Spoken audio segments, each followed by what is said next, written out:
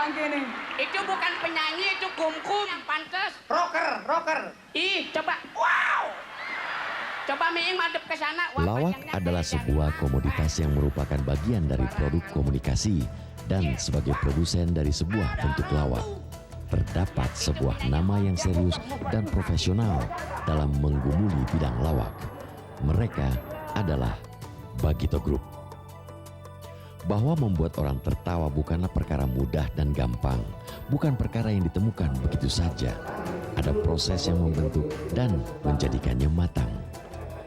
Terdiri dari 3 orang anggotanya, Bagito dikomandani oleh Dedi Gumelar atau yang lebih dikenal sebagai Miing, Tubagus Zainal Abidin atau Didin, dan Hadi Prabowo alias Unang. Bagito adalah sebuah nama prestis dalam dunia hiburan saat ini. Jelas mereka tidak memulai dengan posisi langsung berada di puncak. Mereka memulai anak tangga terbawah dengan semangat dan niat nekat yang dibekali satu kata, yakni kejujuran. Bagito Group, kelompok yang menancapkan eksistensinya selama lebih dari 2 dekade dengan kematangan dan profesionalisme yang telah teruji dan mantap. Kedepan akan kami hantar Anda untuk mengenal lebih dekat dengan 3 pengusaha tawa yang telah menjadi bagian dari sejarah tawa Indonesia. Trio Pujaga Tawa yang membuat hidup Anda indah dengan tertawa.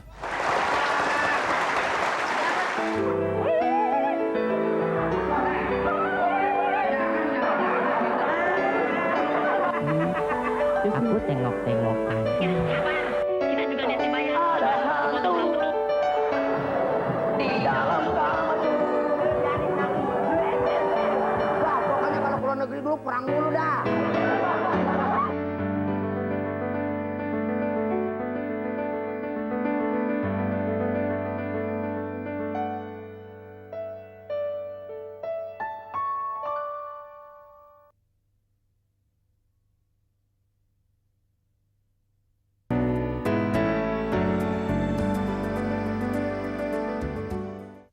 ...1978, 4 pemuda bertemu untuk ikut lomba lawak.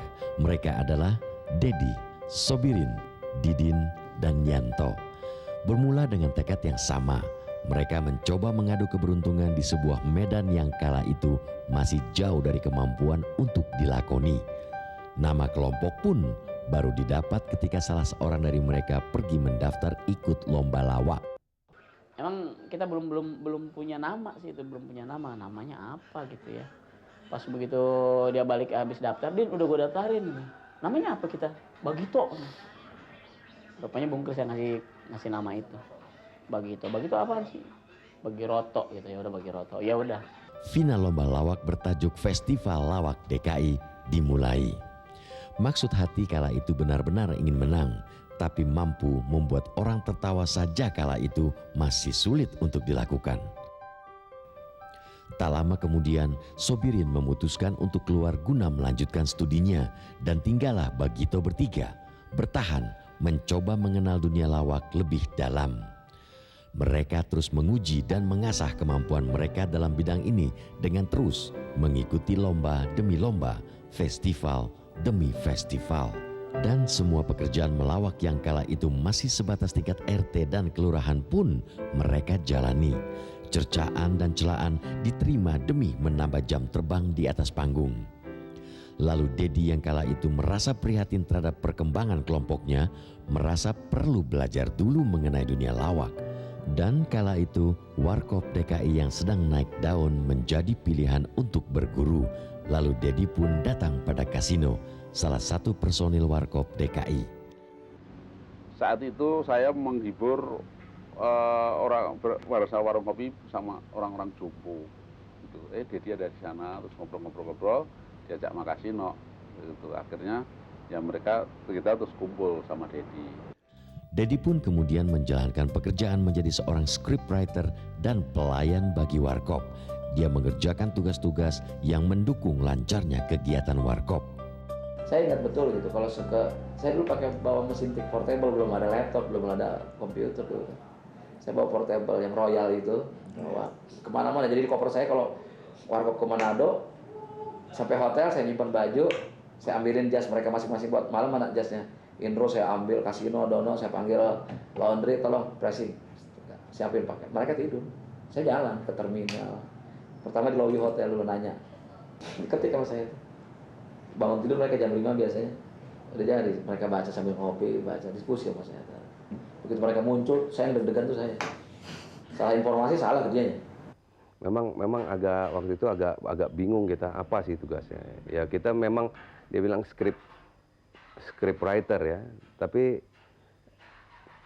sebetulnya pekerjaannya bukan script writer. Dia pekerjaan lebih ke asisten. Mengambil honorarium gitu. Jadi pokoknya segala fungsi dia lakukan dulu.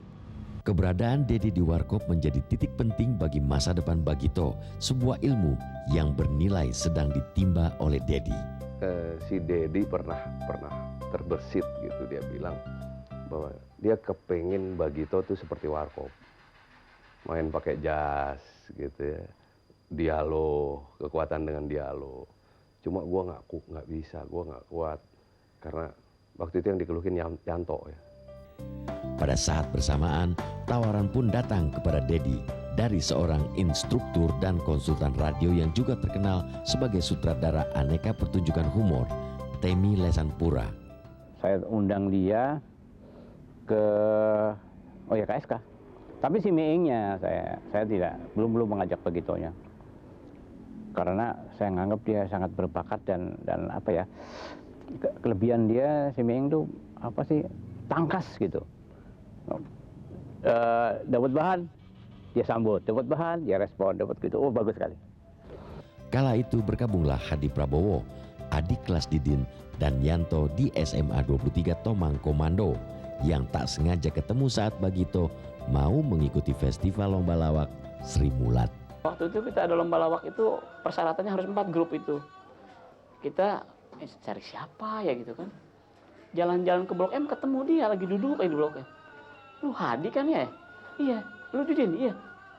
Lu kerja apa? Enggak, gua nganggur. Nongkrong di Algiron. Lu mau ikut gua nggak? Ada apa? Lomba lawak Sri Mulat. Boleh, lu datang deh.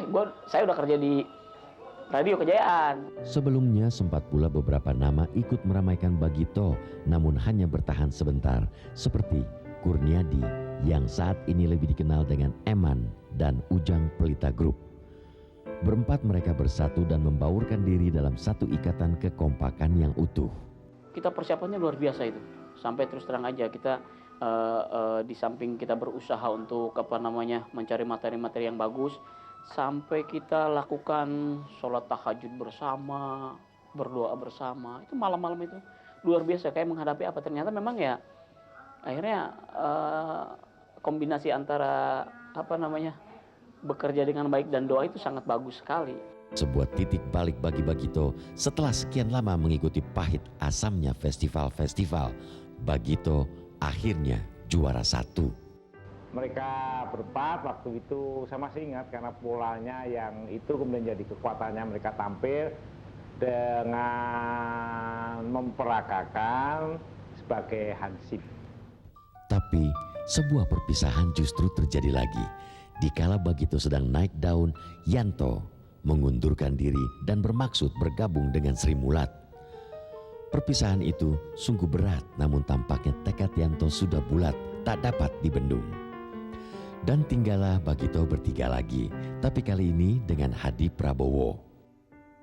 Waktu yang berjalan terus membuat mereka jadi kuat dan solid. Dengan formasi bertiga ini, mereka pun semakin menjadi matang.